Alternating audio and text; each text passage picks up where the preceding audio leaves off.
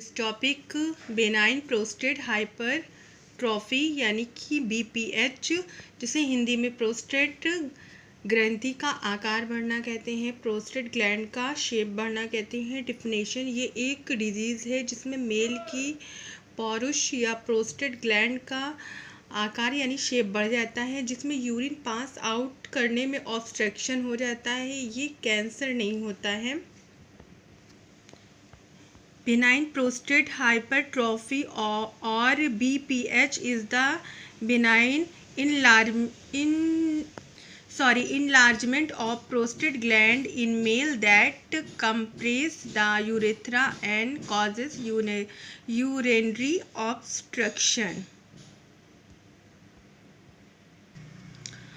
इसमें ये कहा जा रहा है जो हमारा बेनाइन प्रोस्टेट हाइपरट्रॉफी है वो उसका शेप क्या हो जाता है, इनलार्ज हो जा रहा है, वो बढ़ रहा है। और जब वो बढ़ता है तो कंप्रेस यानी दबाव उस पर पड़ता है, जिसकी वजह से हमें क्या कॉज होता है, हमें यूरिनरी यानी कि यूरिन पास आउट करने में हमें ऑब्स्ट्रक्शन होती है, बाधा होती है। चलिए इसका डायग्राम देखते हैं। देखिए यहाँ पर ये नॉर्मल है और ये एबनॉर्मल है। तो ये हमारा शीशन यानी पेनिस और यूरेथ्रा, और यहाँ पर देखिए ब्लैडर है, ये हमारा नॉर्मल प्रोस्टेट ग्लैंड है। और देखिए यहाँ पर हमारा पेनिस है और ये यूरेथ्रा है। और देखिए यहाँ से क्या हो रहा है, यूरिन पास आउट होने में ऑब्स्ट्रक्शन हो रही है। और ये ब्लैडर है और जो प्रोस्टेट ग्लैंड है जो उसका क्या हो रहा है, इनलार्ज प्रोस्टेट यानी कि उसका शेप, उसका आकार बड़ा हो रहा है।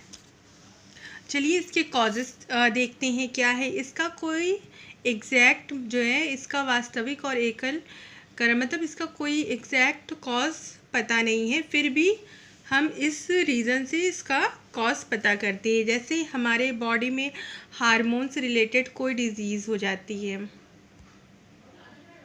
एग्जाम्पल में जैसे डिहाइड्रोटेस्टोस्टेरोन लेवल, और पेशेंट की एज मिनिमम 40 वर्ष से अधिक होनी चाहिए, यानी कि ये ओल्ड एज में होता है। और पेशेंट को माल न्यूट्रिशन और उसको UTI की प्रॉब्लम होती है, यानी कि बार बार उसको यूरिन में इन्फेक्शन होने लगता है, जो यूरिन का एरिया होता है उसमें इन्फेक्शन होने लगता है।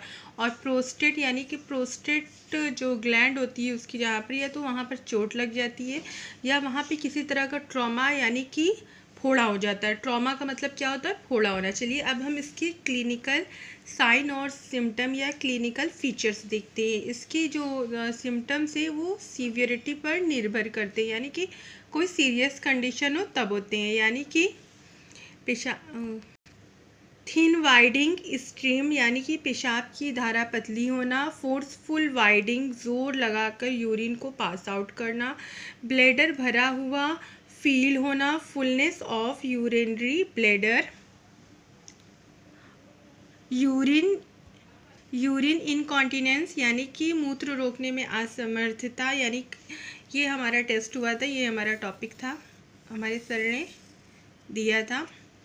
और हिमेचूरिया यानी कि यूरिन में ब्लड का होना, रात्रि में बार बार यूरिन जाना, नॉक्टियूरिया, प्रोस्टेट का बाहर से फूला हुआ दिखाई देना, प्रोस्टेडोमेगली, यूरिन ऑब्स्ट्रक्शन यानी कि यूरिन करने में हमें डिफ़िकल्टी होना, बाधा होना, यूरिन इन्फेक्शन, यूरिन में इन्फेक्शन होना, डायूरिया यानी कि यूरिन जब करते हैं तब पेन होना, एंजाइटी, टेंशन लेना।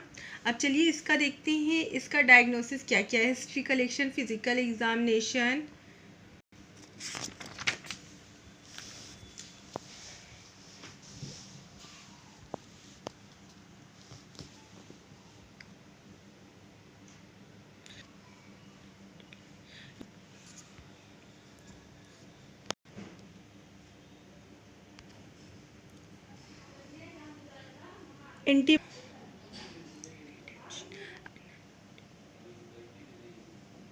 यदि क्रोनिक रिटेंशन ऑफ यूरिया हो रहा है तो डायूरेटिक भी प्रोवाइड करेंगे। डायूरेटिक ड्रग्स हमारी यूरिन के लिए होती है।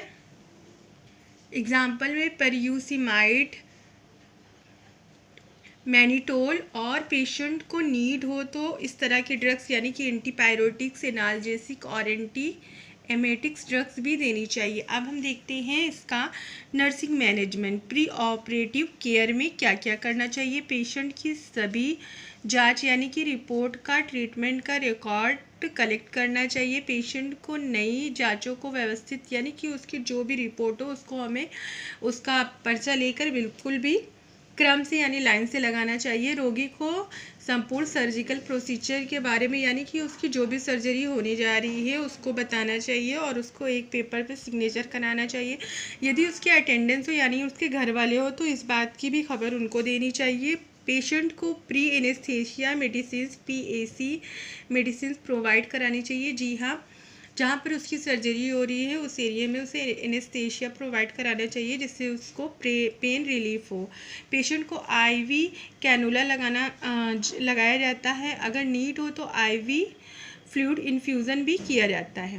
पेशेंट को प्री ऑपरेटिव मेडिसिन प्रोवाइड की जाती है। पेशेंट को सर्जरी से 6 आवर्स पूर्व से ही हमें NPO यानी कि खाली पेट रखा जाता है। पेशेंट